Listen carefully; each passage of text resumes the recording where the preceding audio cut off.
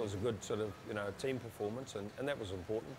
I think given we haven't played since November, we're always going to be a little bit rusty, but I think we surprised a lot of people, certainly in that first half. I think Rory and Chris Killen led the line extremely well at the top. Thought it made it very difficult for the Australians. Thought we worked hard in the middle of the park, where we thought we might get a little bit outnumbered, but we didn't. And again at the back, I think Ryan's influence and Ben Sigmund and Ivan Vislich, I thought they were very accomplished.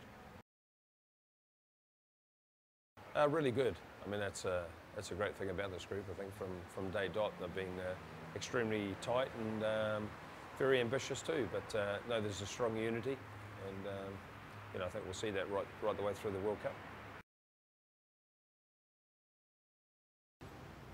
We'll try and get as many back-to-back sessions as we can. Altitude's the obvious reason for being there, so we'll take into account what we need to fulfil with that one. But yeah, a couple of sessions a day, probably back off a little bit leading into the match.